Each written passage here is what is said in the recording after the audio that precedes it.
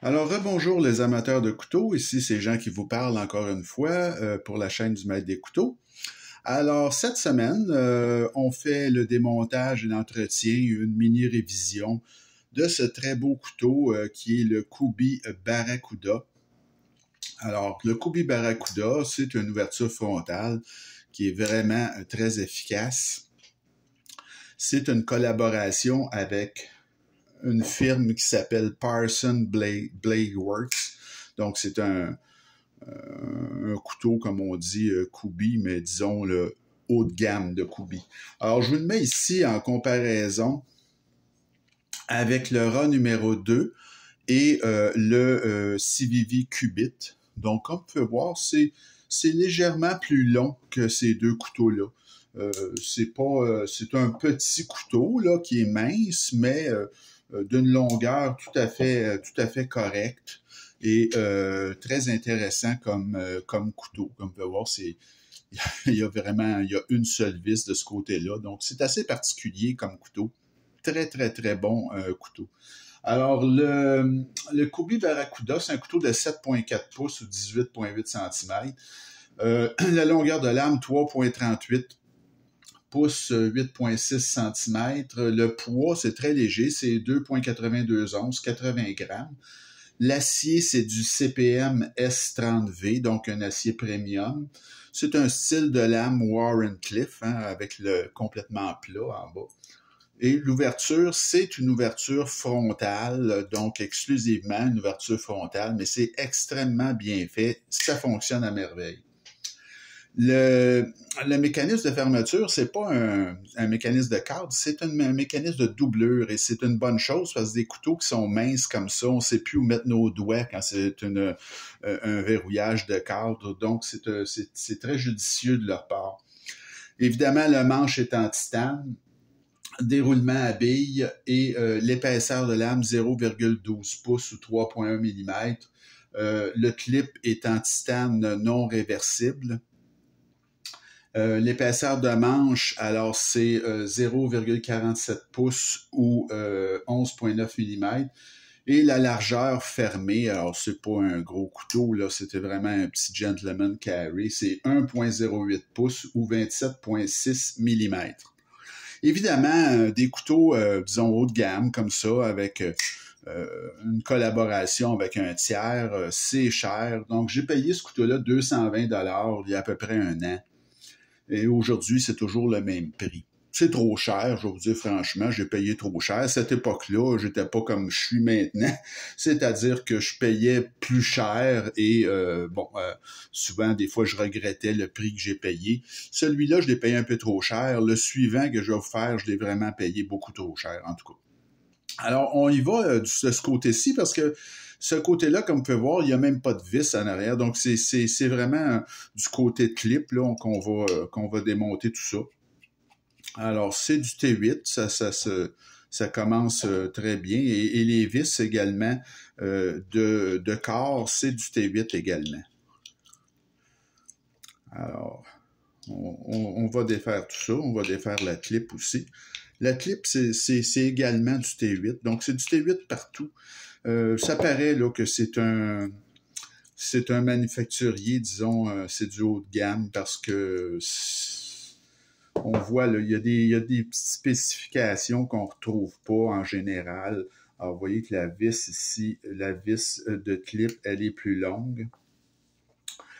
Alors, c'est vraiment un couteau qui est très bien fait. Mais comme je vous dis, maintenant, aujourd'hui, en tout cas, c'est moi qui deviens peut-être un peu plus gratteux. En tout cas, je ne sais pas comment dire ça, mais j'aime plus, j'essaie de payer moins cher. J'attends les spéciaux. Vous allez voir que ça m'a très bien servi, là. Dans les prochaines présentations que je vais vous faire, vous allez voir que ça a été très payant pour moi, justement, d'être patient puis d'attendre. Alors, comme vous pouvez voir ici, l'intérieur de ce couteau-là, c'est très propre, là. C'est un couteau.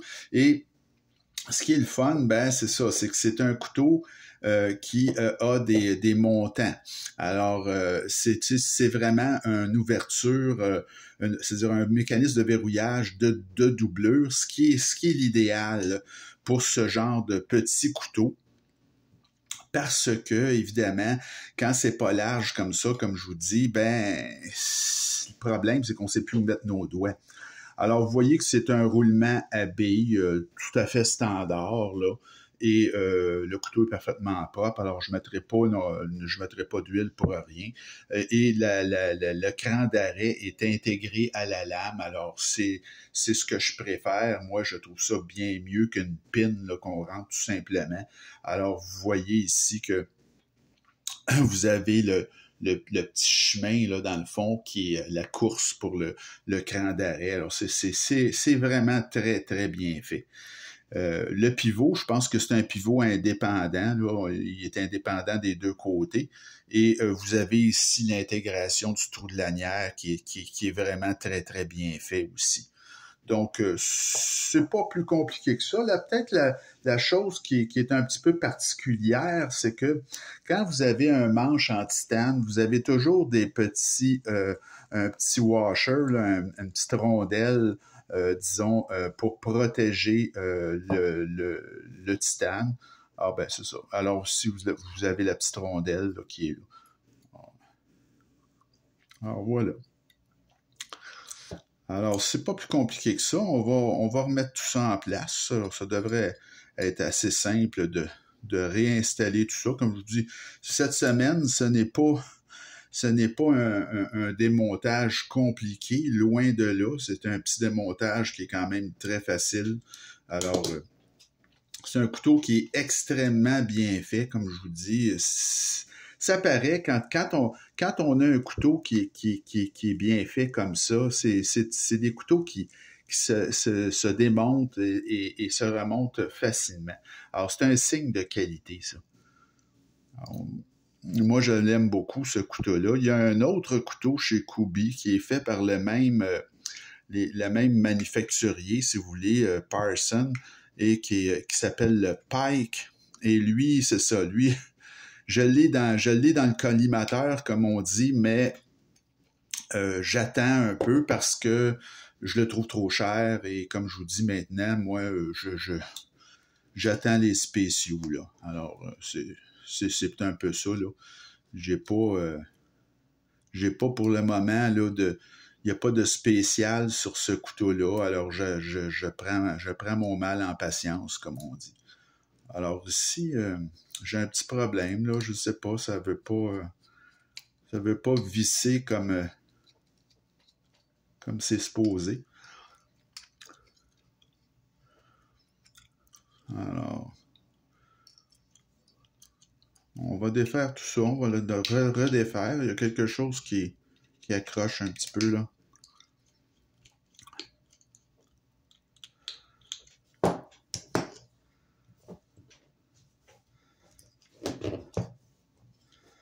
Alors, des fois, c'est des choses qui arrivent, là, il y a toujours quand on fait un démontage, il y a toujours une petite dose d'imprévu, là. Des fois, les vis, c'est pas tout à fait cliqué comme il faut, là. Alors, c'est rien de grave.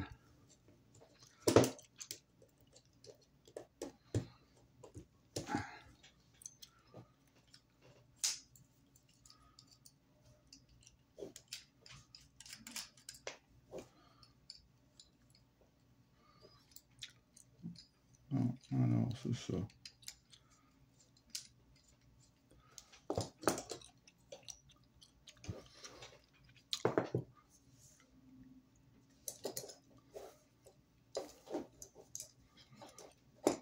Alors, on va réinstaller tout ça. C'est pas ben quelque chose de très compliqué.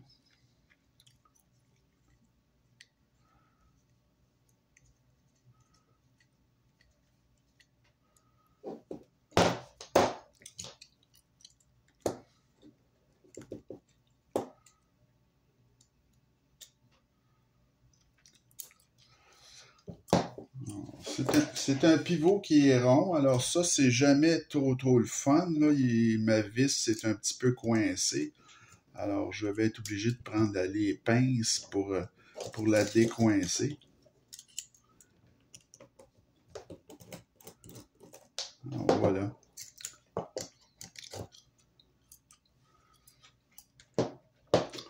Alors, on recommence.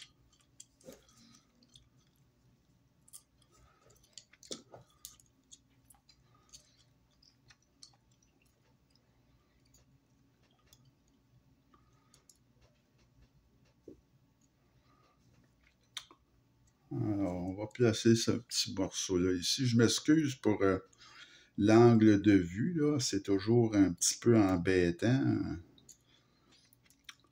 quand on a un petit tracas comme ça. C'est pas le genre de pivot, voyez-vous, que j'apprécie bien parce que vous voyez ce qui arrive là, c'est il y a une petite complication qui est pas grand-chose, là, c'est pas, mais là, à cause du temps, la vidéo, bon, c'est pas le fun, là, puis ça me retarde.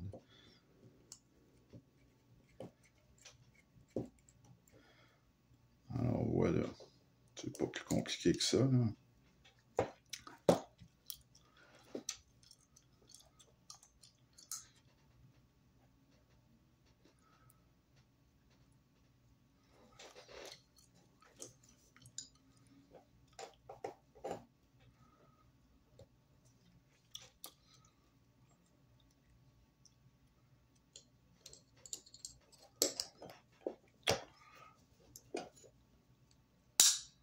Alors voilà,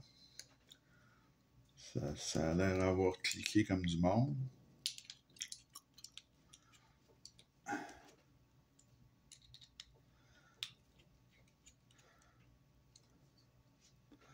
Alors, c'était tout simplement un petit problème assez mineur, là, mais il faut prendre le temps.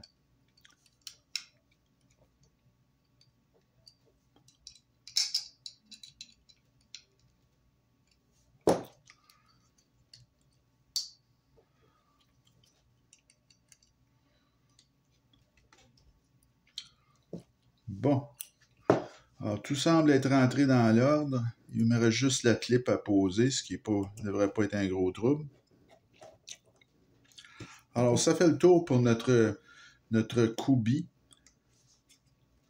Là, le pivot est trop serré.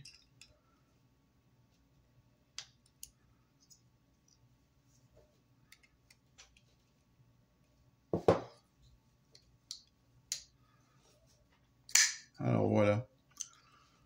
Donc, tout ça